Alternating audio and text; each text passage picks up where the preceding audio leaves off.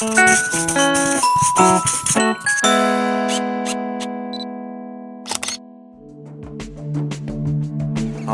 Ben Fewtrell here from on3legs.com.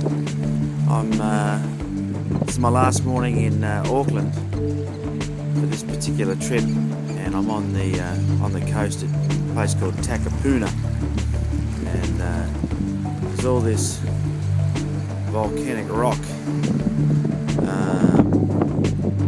on the coast everywhere, and it's kind of cool. There's an island out there. I can't remember the name of the island, so excuse me for that, but it's kind of cool. And the reason I've come to this Takapuna is that the sun should come up just on the right hand side of the peak of that island, and should be able to get a nice sunrise. You can see all this beautiful rock everywhere. There's my D800 all set up. I've got my Nikon 14 to 24 lens on there, and I'll just show you my settings so you can see how I've set my camera up for this shot this morning. Give you an idea of the composition by playing back a shot that I've already taken to start with. That'll give you an idea of the composition I'm going for. Just waiting for the right light. So I've got my camera set up for HDR, so I'm using auto bracketing, which is really easy on the D800. There's a switch up here for auto bracketing, as you can see there, and it's on the timer function. And when you have it on timer and auto bracketing, when you dial up the amount of brackets that you want, so you sort of hit that bracket button there, and then you can change the amount of, I'll show you that there, amount of frames and the space between each shot. So I've got 5 frames dialed up at a spacing of 1 exposure value each, and as that sun comes up, I'll make it 7 frames. If I decide to shoot right into the sun, I'll make it 9 frames, and that's how I do the exposure bracketing. Just quickly show you how that works. I'll just change that aperture. Oh no, we'll leave it at f16. Let's go.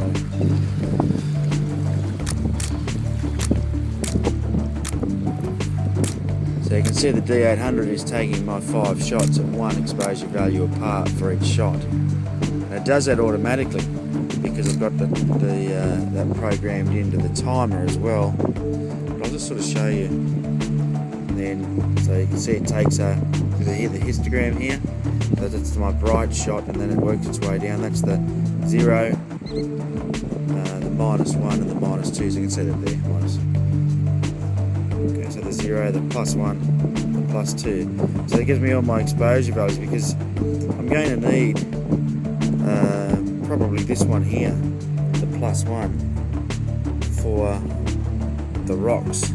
But you can see that the rest of the picture, the mountains sort of all blown out, the sky above that mountain, and so that's where you need these minus exposures, where you get the colour on the horizon and the clouds. And this one, you sort of get the mountain and the horizon, and then this one you sort of get the rocks in the foreground. So you sort of blend all of those shots together to get what you want. And my other settings, for those of you that are interested, I'm shooting in Aperture Priority. So you can see the A up there, that's what that is, Aperture Priority. I just did that one at f16. Normally I wouldn't shoot at that high an f-stop. I'll just bring it back to f11. I just wanted to get a couple of shots with the water really silky smooth, so I know that I've got an 8-second shot in there, which will give me nice smooth and flat water. That's the trick to getting smooth silky water, by the way. I've got matrix metering, so that's like evaluative metering. I'm on manual sort of focal point thing, just single though. Out of the 51 points, I just pick a point out in the distance and let it autofocus into infinity. I've got ISO 100, which is my lowest base ISO, which is really important when you're shooting anything in HDR, because too high an ISO will really introduce a lot of grain into your shot. As for that timer function, you can see the self timer on the Nikon, this particular one, the D800. I've just got it set up with a 2-second delay, 5 shots. Interval between shots is half a second. Now it doesn't matter if I even though I've got 5 shots picked there, if I go back to my info screen, I'll show you this. If I change that 5 frames to 7 frames, I'll just do that quickly, like that. The camera still takes, as soon as I do that, the camera still wants to take 7 shots. So watch this. So the camera now, you saw that it was on 5 shots in the self timer. So that's 3, that's 4, 5, 6, 7. So even though in the auto bracketing I had 5 dialed up, it's now taken 7. You can see that's really blown out, that one. But you can see that's +3 now. And that's how I get my +3 to -3 if I'm shooting into the sun. And the good thing about, oops, too far, there's my -3. The good thing about digital is it doesn't matter how many you take. It's just a sensor and a bit of memory card space, isn't it? So I always take more than I need. There you go. That's my settings for shooting HDR and the D800 on the beautiful